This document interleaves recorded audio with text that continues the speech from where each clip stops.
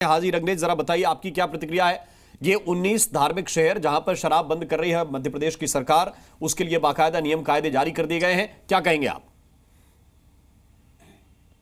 देखिए, मेरा कहना यही है कि ये जितना भी ये काम करने का काम है केंद्र सरकार को करना चाहिए। और आप एक राज्य की बात कर रहे हैं, भाजपा के पास तो कई राज्य हैं, सब जगह बंद करिए, पूर्ण रूप से बंद करिए। जब आज बिहार में आपने कहा कि वहाँ पर शराबबंदी है, वहाँ पर जब भी शराब मिलती है, गुजरात में शराबबंदी है, वहाँ पर तब भी जो है महंगे रेटों में लोग लेकर शराब पीते हैं। तो ये किसी तरीके से ये सफल नहीं होने वाला, क्योंकि जब तक केंद्र सरकार पूरे देश में अगर ये ऐसा कानून लाकर अगर रोक लगा दे तो सारा समस्या ही खत्म हो जाएगी। मगर वो भी नहीं चाहती पूरे देश, क्योंकि इससे कई सारा रेवेन्यू हमारे पास आता है। तो इसलिए इस तरीके की, ये देखिए कल ये स्टैंड चेंज कर देंगे मुख्यमंत्री वहाँ के, कल वो वापस ले लेंगे। तो इस तरीके की बातें करना, ये सब कुछ ठीक नहीं लगता मुझे। जो आपने मुद्दे लेकर आए थे लोगों के लिए, उन मुद्दों पर काम करिए, विकास के मुद्दों पर बात करिए। आप उन पर बात ही नहीं करते, कभी मंदिर मस्जिद पे चले जाएंगे, कभी शराबबंदी पे चले जाएंगे। लगातार इस तरीके की बातें। शराबबंदी का डेवलपमेंट से कुछ लेना देना नहीं है, मैंने जिसको जितना पीना वो पीने दीजिए, आनंद करने दीजिए। आप किसी, देखिए मैं तो कह रहा हूँ शराब पूरे देश में बंद होनी चाहिए। हम तो इसका समर्थन करते हैं, हम कह रहे हैं कि मांग भी कर रहे हैं हम तो।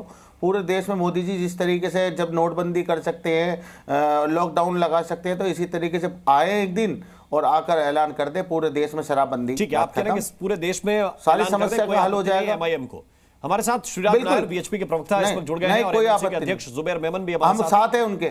ठीक है, मैं दोनों का एक एक रिएक्शन ले लूं, फिर पंकज जी से कई सवाल मुझे पूछने हैं। लेकिन जुबैर मेमन, जरा बताइए आप क्या कहेंगे शराबबंदी के फैसले पर। 19 धार्मिक शहर जहां पर धार्मिक आस्था लोगों की जुड़ी हुई है, वहां पर शराब को प्रतिबंधित किया गया है।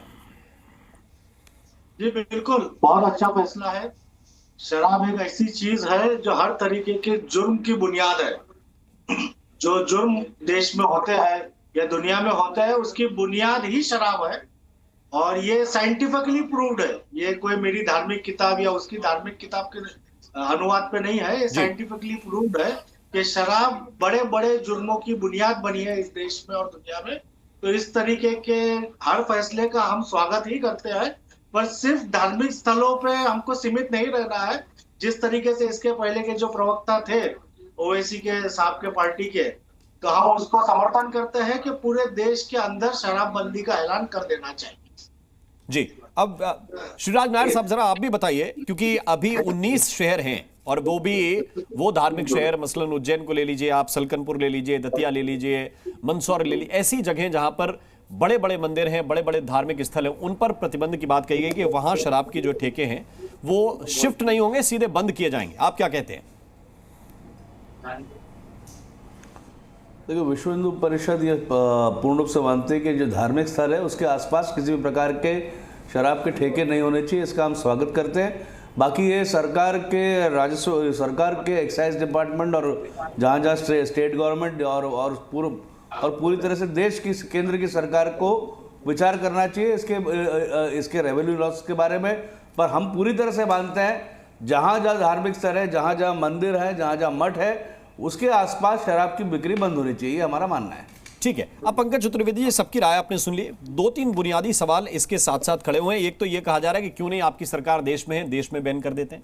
पूरे स्टेट में तो अब से नहीं, बहुत पहले से यह मांग उठ रही है। यह भी आप लोगों की सरकार ने किया कि नर्मदा के किनारे किनारे जो है ना तो कोई मीट बिकेगा ना शराब बिकेगी, यह भी आप लोगों ने नियम लागू किया। तो जमीनी सच्चाई क्या है, जरा यह भी हमें बताइए। और दूसरा ये बताइए कि क्या सिर्फ 18-19 शहर आपने चिन्हित कर लिया, इससे काम चल जाएगा? इतनी नगर पालिकाएं या नगर पंचायत या ग्राम पंचायत, इनसे काम चल जाएगा, या फिर पूरे मध्य प्रदेश के प्रति आप लोगों को सोचना पड़ेगा? देखिए राम जी, मध्य प्रदेश में और देश में फेडरल सिस्टम लागू है, संघीय ढांचा, और संघीय ढांचे के तहत आबकारी नीति के अधिकार जो है वो राज्यों की सरकार के पास है जी। तो ऑल इंडिया लेवल पर भारत सरकार के स्तर पर इस प्रकार के फैसले हो ही नहीं सकते। और हमारे फराज भाई कौन से संविधान के आर्टिकल 15 के बाद के उल्लंघन की बात करते, समझ नहीं आया।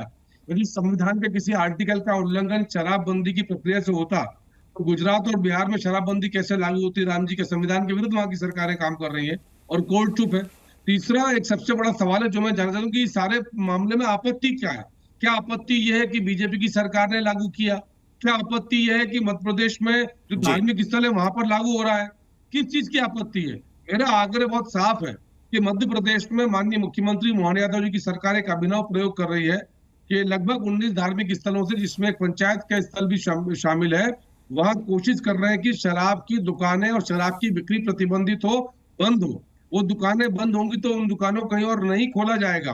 और हर नीति के राम जी गुण भी होते हैं, दोष भी होते हैं। हम सब ने देखा कि शराब नीति के कई सारे दोष है, इसलिए सारी व्यवस्था में, जैसे उज्जैन में कि काल भैरव में शराब का प्रसाद है, प्रतिबंध नहीं है। हमारे आदिवासी भाई बहन शराब पीते हैं, प्रतिबंध नहीं है। तो हम धार्मिक रीति रिवाज मान्यता के आधार पर समाज को भविष्य के लिए सुरक्षित करने की दिशा में अब मुझे पहला कदम ले रहे हैं। नहीं, तो इस पे आपत्ति क्या है, ये अभी तक साफ नहीं हुआ। नहीं, एक पॉइंट है कि आपत्ति क्या